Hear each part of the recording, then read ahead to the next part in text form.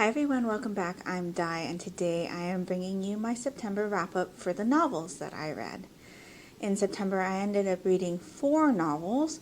I finished one series, I continued in one series, and I read 2 standalones. So let's get into it. The first book I finished in September was Redeemed, which is House of Night number 12 by PC Cast and Kristen Cast. This is the final book in the House of Night series, which is about some teen vampires that go to an academy called House of Night after they have been marked. In this series, vampires are marked with like a tattoo type design on their skin. It shows up and that's how people can recognize that these people have been kind of chosen to turn, and then as they go through the change, the tattoos become more and more elaborate. And so there's a mystery element in this series, like bad forces, like good versus evil type of thing.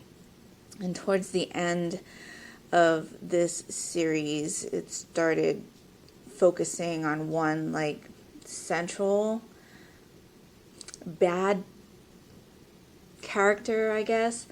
It's been a while since I read the 11th volume, to be honest.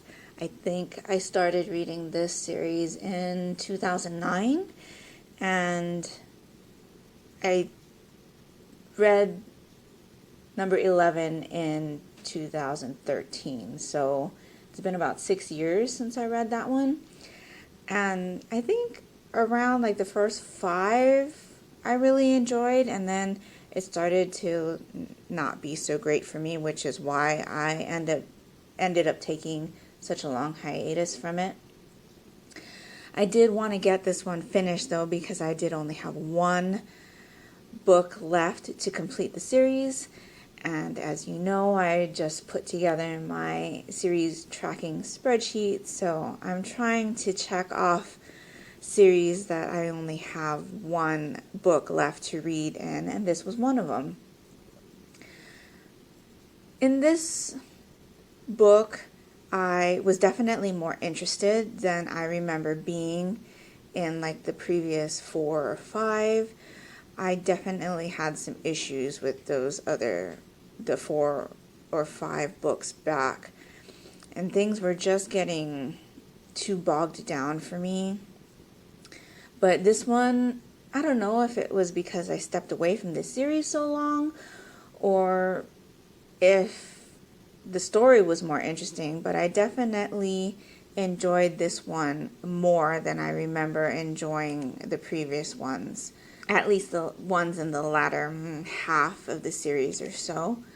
I thought that because I had taken such a long hiatus from this series that it might be difficult for me to get back into it, but it really wasn't. There were a couple characters in the beginning that I didn't quite remember, but I did end up remembering after a while. But that was really the only hiccup. I got back into this series pretty quickly, and I enjoyed this last one. I ended up giving it 3 stars.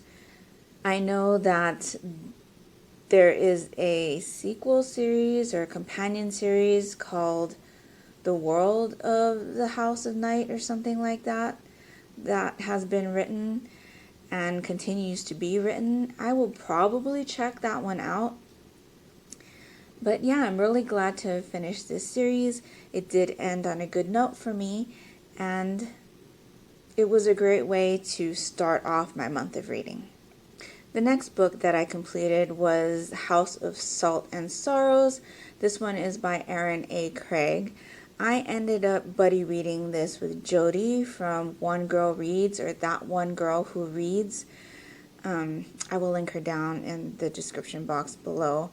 She had posted a picture of some of the spooky reads that she had in mind for reading over September and October, and asked if anybody would be interested in buddy reading them with her.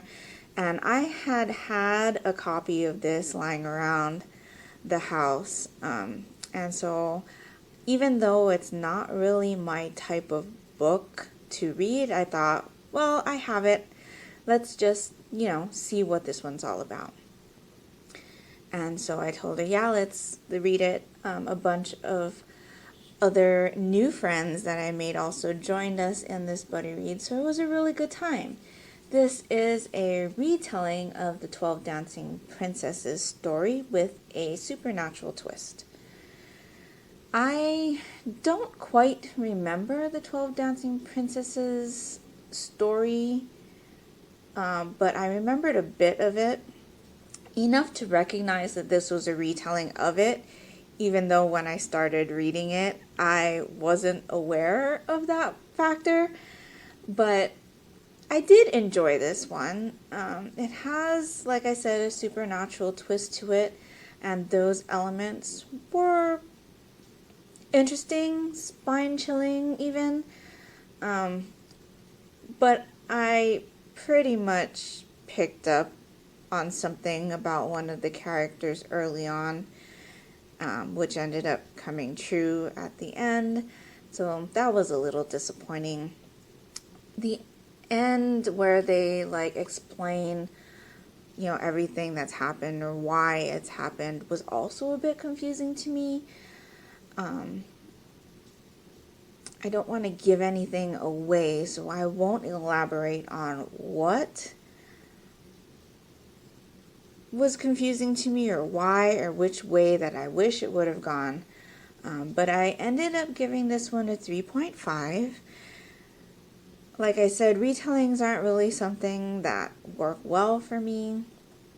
Though this year this is the second retelling that I've read, I think.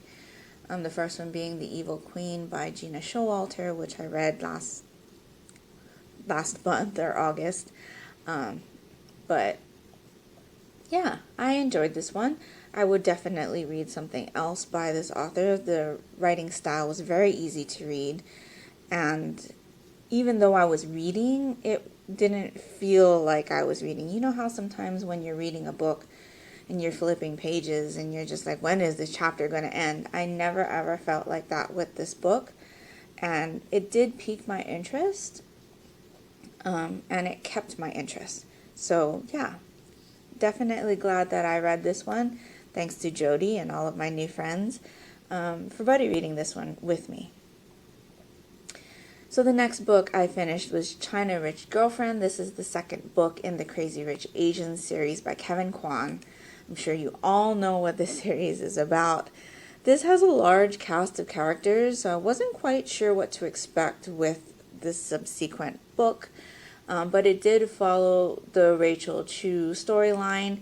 It happens about 2 years after Crazy Rich Asians has ended, and we do follow Rachel Chu and the information that she's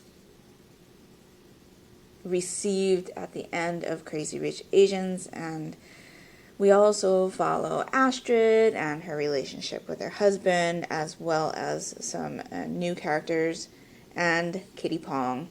I did really enjoy this one more than the first one, I think, and I don't know if it's because I had watched the movie adaptation of that before I had read it, and I ended up enjoying the movie adaptation more.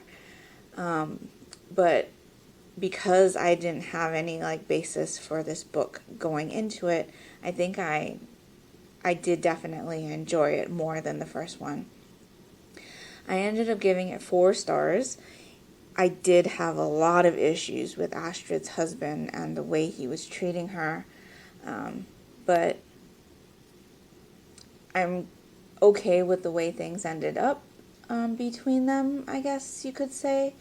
Some things that happened with new characters that were introduced was very surprising how that ended up. I was rather shocked that one of the characters turned out the way they did. But like I said, I did enjoy this one. I listened to it on audio. I really recommend the audio. if you are not sure about how things are pronounced, or even want to get that like authentic accent out of the story, or at least I think it's authentic. It may not be, but it sure sounds like it is. I I just, it adds another level of enjoyment to this story for me, for sure. So I do have the third one out from the library. I own both the first and second books physically, but I did end up listening to both, or a good portion of both, on audiobook from the library. I am on the wait list for the third book from the library, but I think it's like 6 weeks or more. My wait is still, I've been on it already for a month and a half. And I don't know if I should wait till the audiobook's released to me or just go ahead and read it physically and be done with the series.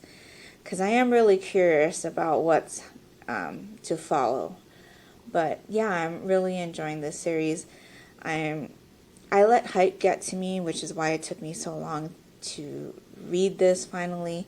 But I definitely relate to a lot of things, especially the pressures of being in an Asian family and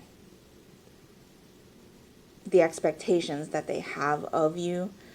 Even though I'm definitely nowhere near as affluent as these characters are, the pressures and expectations are very similar. At least ones that I have experienced. So yeah, I really enjoyed this one.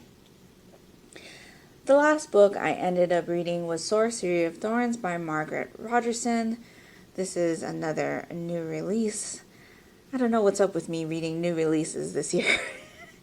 But I also buddy read this one with Jody and a couple of my other new friends from the House of Salt and Sorrows buddy read. And this one didn't work so well for a lot of them. And truthfully, I had issues with it as well. Fantasy is not really a genre that works well for me. I find a lot of times the world building and the explanation of the magic systems really bore me, or they confuse me, or it's just too much. This one follows a girl named Elizabeth, and she is an orphan but was brought up in the libraries, which in this world are houses for magical books called grimoires. And it's very unusual that she was brought up in the library. Normally orphans are brought up in an orphanage, but she kind of has a special relationship with the director of the particular library that she was raised in.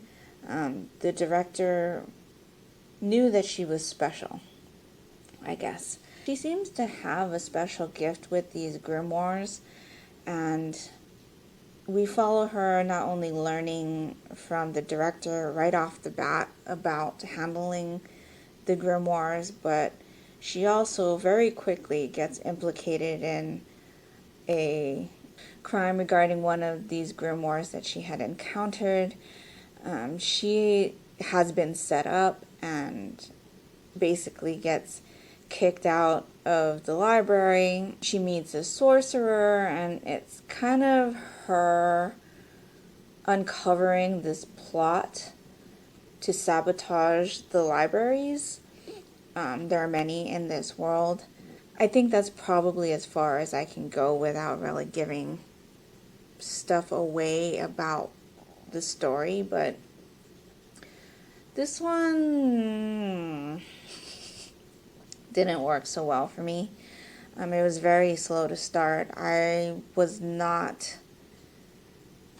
interested in Elizabeth at all.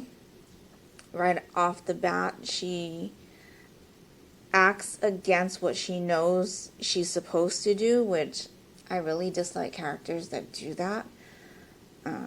She's very naive, which would have been okay, except I don't understand why she doesn't know certain things. I mean, she was brought up around adults.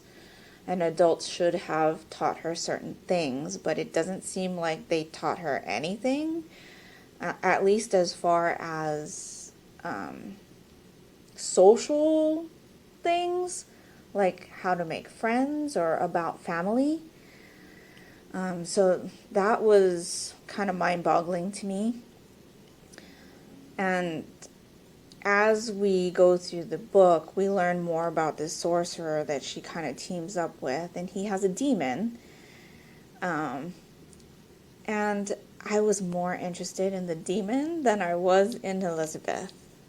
I think this book would have worked so much better for me had it been about the demon and the sorcerer and the events that occurred in their lives up through the events in this book.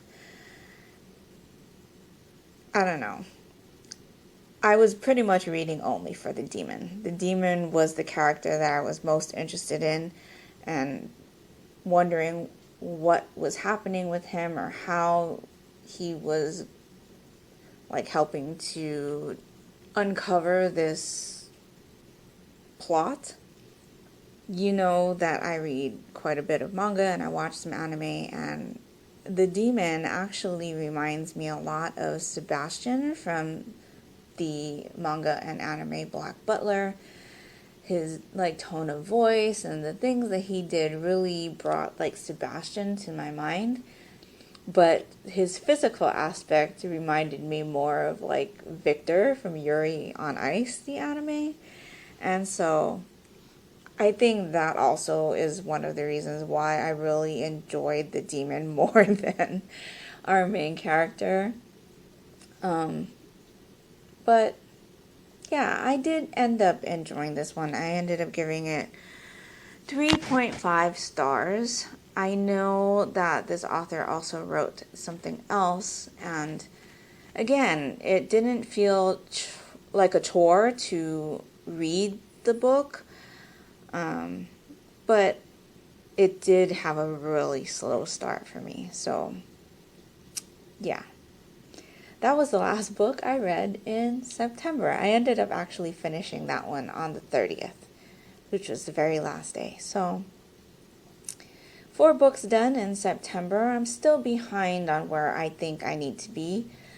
But at this point, I'm kind of like, I'll read what I can. Usually in October, I read thinner books. But I do have some thicker books that I'm more interested in reading right now. So we'll see how that goes. But I'm definitely feeling the need to read some spooky books. Related to the House of Night books, I just recently found out that they were adapting it to a TV series. I think it was just announced like a couple days ago. And I will probably watch it. Like I said, I really enjoyed the first like half of the series. So I am looking forward to it, especially because it's been so long since I read the first few books. So yeah, that wraps up my reading for September. Let me know if you've read any of these books and what you thought of them, or if you're planning on reading any of the books, or checking out that TV series for the House of Night when it comes out. I hope you're all doing great, and until next time, take care and smile always. Bye.